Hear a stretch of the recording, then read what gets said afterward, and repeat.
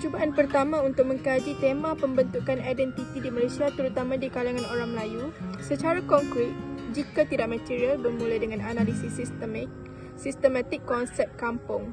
Istilah yang telah lama diambil mudah oleh rakyat Malaysia yang terlalu mudah menganggap kampung sebagai sinonim dengan Melayu dan kemelayuan. Kampung adalah hasil daripada pertandingan yang tidak pernah berakhir antara banyak kumpulan kepentingan dalam koleksi ditakdirkan kuasa dan penentu kuasa di Malaysia.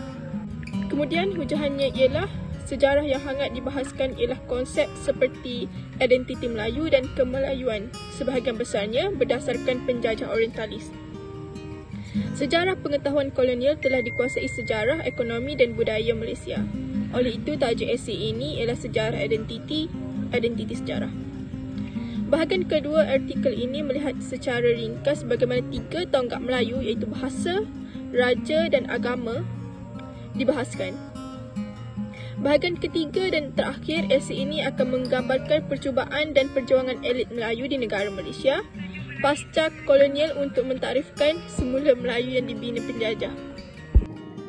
Seterusnya 2.0 Pengetahuan kolonial dan pembinaan identiti moden. Ilmu penjajah telah diterima sebagai asas sejarah Malaysia dan Melayu oleh kebanyakan sejarawan dan cendekiawan di Malaysia, terutamanya dalam bidang kemanusiaan. Dalam pengetahuan sejarah di Malaysia, elemen penting dalam setiap pembentukan identiti adalah masih berdasarkan pengetahuan, iaitu pengetahuan penjajah. Dalam hubungan ini, persoalan sisi baik dan buruk paternalisme yang mengatakan bahawa pengetahuan ini bukanlah sesuatu yang sangat relevan. Keheningan mengenai asas pengetahuan penjajah dan kuasanya dalam membentuk kesejarahan Melayu dan Malaysia adalah punca kepada kebimbangan intelektual dan ideologi, terutamanya dalam konteks perkembangan pengajian Malaysia zaman kini. Secara ringkasnya, historiografi Malaysia adalah perjuangan ideologi yang melibatkan kumpulan berkepentingan yang mempunyai sudut etnik, asing, akademik, politik yang berbeza yang merupakan artikulasi projek nasionalis, budaya atau etnik yang belum selesai di Malaysia. Seseorang boleh berujar bahawa penjajahan mengumpul fakta dan pandangan serta korpus ilmu yang terhasil. Misalnya, kesusastraan Melayu tradisional dan sejarah moden tanah Melayu dan Malaysia telah mewujudkan hegemoni pengetahuan penjajah dalam alam intelektual Malaysia di mana perbincangan mengenai identiti Melayu sedang berlaku. Sebagai contoh, melalui pendekatan ahli antropologi, Bernard Kahn developed untuk menjadikan pemerintahan British di India lebih mudah difahami. Bernard menggunakan modaliti penyiasatan yang juga termasuk prosedur yang mana pengetahuan yang sesuai akan dikumpulkan, diperintahkan dan diklasifikasi dan kemudian diubah menjadi bentuk yang boleh digunakan. Modaliti penyiasatan mempunyai 3 komponen, iaitu pengeluaran laporan penyelesaian yang dilakukan mengikut daerah demi daerah. Kedua, perihal tamadun orang asli, dan ini akhirnya memberi ruang kepada wacana yang mengesahkan misi tamadun British di tanah jajahan. Dan yang terakhir, sejarah kehadiran British di tanah jajahan dan ia membagikan wira lambang dan penjahat yang membawa kepada penubuhan peringatan dan ruang suci lain di koloni. Seterusnya, saya akan menyambung kepada modaliti enumeratif.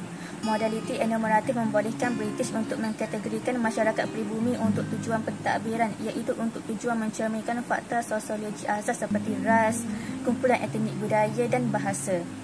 Kawalan telah dijalankan melalui model pengawasan di mana sesuatu maklumat terperinci dikumpulkan mengenai kumpulan periferal atau minoriti dan kategori orang yang aktiviti mereka dianggap sebagai ancaman kepada tatanan sosial yang mana mereka perlu dipantau dengan teliti. Untuk tujuan pengawasan, kaedah-kaedah seperti etnopometri dan sistem sidik jari telah dibangunkan untuk dapat menggambarkan, mengklasifikasikan dan mengenal pasti individu dengan agak tepat untuk tujuan keselamatan dan juga untuk tujuan umum yang lain. Seterusnya, kita akan menyambung kepada modaliti museologi. Modaliti museologi bermula dengan idea bahawa koloni itu adalah sebuah muzium luar bandar yang luas, dipenuhi dengan runtuhan, sumber koleksi, rasa ingin tahu dan artifak yang boleh memenuhi muzium tempatan dan Eropah, taman botani dan juga zoo. Modaliti ini menjadi latihan dalam memperkenalkan budaya sejarah dan masyarakat pribumi kepada penduduk tempatan dan Eropah. Manakala modaliti perjalanan pula ialah modaliti ini melengkapi museologi kerana dapat membantu mewujudkan imej dan tipifikasi yang penting bagi mata Eropah seperti seni bina, pakaian, masakan, persembahan ritual dan tampak bersejarah yang disajikan dalam istilah romantik, eksotik dan picturesque. Imej-imej dan tipikasi estetik ini sering dinyatakan dalam lukisan dan cetakan serta dalam novel dan cerita pendek yang banyak dicipta oleh sejana pengurus kolonial, isteri-isteri dan juga rakan-rakan mereka. Menurut Conch, modaliti ini adalah sebagai satu set prosedur rasmi yang digunakan oleh British untuk menubuhkan dan memperluaskan kuasa mereka dalam pelbagai bidang. Kesimpulannya, dalam teori sosial Eropah, ada falsafah dan skim klasifikasi telah membentuk asas historiografi Malaysia yang mana identiti moden di Malaysia seperti konsep Melayu dengan kemelayuan serta Cina dengan kecinaan dapat digambarkan dan dikonsolidasikan dengan jelas.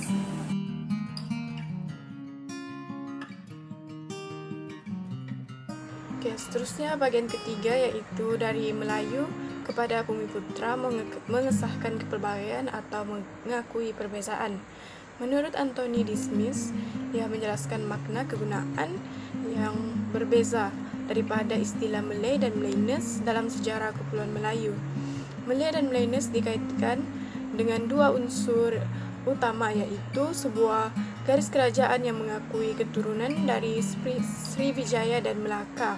Yang kedua itu diaspora komersial yang mengkalkan adat, bahasa dan amalan perdagangan Melaka.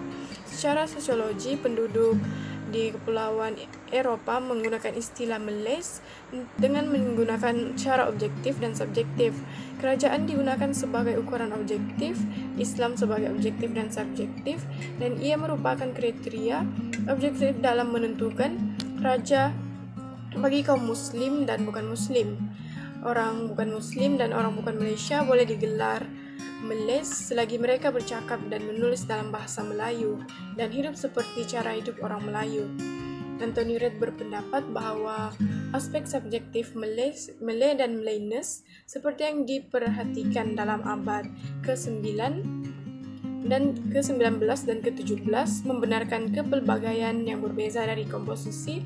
Seterusnya, kategori Malay kerana ia sangat terbuka kepada rekod baharu di mana latar belakang. Dia menyimpulkan bahawa Malayness boleh dilihat telah berevolusi ke arah idea orang Melayu sebagai yang berbeza. Menurut Sean, aktiviti British dalam Singapura dan seterusnya melibatkan pemahaman yang berbeza mengenai penduduk tempatan, terutamanya Malays bagi mereka yang membina perasaan persahabatan yang istimewa sejak zaman Raffles. Terinspirasi oleh pencerahan mereka beroperasi daripada idea bahawa manusia harus diklasifikasikan dengan cara saintifik melalui pelbagai kaedah penyelidikan. British membina korpus pengetahuan yang disokong oleh fakta dan memperkenalkan banyak nama, label dan kategori yang orang di Malaysia yang anggap semula jadi dan wujud sejak zaman yang tak terhingga. Aktiviti pentakbiran awal adalah ilustratif dan menonjol. Raffles sebagai contohnya, penanaman semula merupakan penerangan genealogical Melayu kepada raja-raja serta upacara-upacara mereka. Kemudian diterjemahkan kepada Melayu sebagai tanah Melayu, mempunyai pengarang yang mempunyai tajuk Peraturan untuk Penguasa sebagai Sejarah Melayu. Nama kemudian mula digunakan oleh rakyat Malaysia sendiri. Beliau memberi teks itu nama bahasa Inggeris kepada Malay Annals, nama yang masih digunakan dalam kebanyakan perbincangan akademik. William Marsden mengisytiharkan bahawa Semenanjung itu merupakan tempat asal rakyat Malaysia dan hasilnya ia diberikan nama Peninsula Malaysia. Dalam penulisan Raffles, beliau menganggap bahawa bangsa Melayu hanya sebagai satu bangsa bercakap satu bahasa walaupun tersebar lebih luas dalam sebuah negara maritim yang terletak di antara Laut Sulu dan Laut Selatan. Mereka tetap mempertahankan hadat mereka. Beliau juga berpendapat bahawa negara Malaysia berubah menjadi ras Melayu yang merupakan sebuah identiti yang diterima oleh kedua-dua kuasa kolonial dan Melayu sendiri. Sejak tahun 1840-an, penulis Abdullah Munshi menggunakan istilah bangsa Melayu, ras Melayu atau orang Melayu yang secara beransur-ansur memasuki bidang awam. Pada tahun 1891, pendaftaran kolonial mengiktiraf 3 kategori ras di tanah Melayu pada ketika itu, iaitu Melayu, Cina dan India. Dengan peningkatan imigrasi Cina dan India ke Tanah Melayu pada tahun 1900, di mana konsep Melayu sebagai kaum menjadi tetap dan tidak boleh dipupuskan. Hal ini apabila pengasas Akbar Melayu memilih nama utusan Melayu. Sekolah-sekolah bahasa Inggeris dan Cina ditubuhkan dan diikuti oleh sekolah vernakular yang diajarkan dalam bahasa Inggeris, Melayu dan Mandarin. Pembentukan Persekutuan Malaysia pada tahun 1963 Masihi memberi pemahaman berkenaan dengan definisi Melayu dan kemelayuan yang wujud apabila pertambahan penduduk di Sarawak dan Sabah seperti dusun dan murut di Sabah dan Melanau daripada Sarawak. Berbeza dengan orang Melayu di Semenanjung apabila mereka bukan golongan majoriti di Malaysia, sama ada demografi maupun politik, disebabkan 60% penduduk terdiri daripada penduduk asli bukan Muslim dan orang Cina. Hal ini telah menjejaskan masalah politik persekutuan di Kuala Lumpur apabila mereka terpaksa bekerjasama dengan bukan Muslim sebagai rakan kongsi mereka dalam bidang politik. Di Sarawak, selepas kejatuhan pemimpin Menteri Utama Iban iaitu Stephen Kalominikan pada tahun 1966, beliau berjaya menubuhkan sebuah kerajaan yang dipimpin oleh kaum Muslimin Melanau dan disokong oleh orang Cina tempatan. Di Sabah pula, orang Melayu Semenanjung telah menemui Datuk Mustafa yang juga pemerintah dan mendapat sokongan daripada orang Cina. Kerajaan Persekutuan telah menggunakan istilah Bumi Putera untuk menampung rakyat Melayu dan penduduk Bumi Putera Sabah Sarawak. Pergerakan nasionalis Melayu pada 1920-an hingga 1930-an menyebabkan UMNO terpaksa mengubah suai di Sabah apabila konsep Melayu dan kemelayuan merupakan hal yang penting dan boleh mengubah sesuatu konsep dan akan menyebabkan berlakunya kesalahpahaman.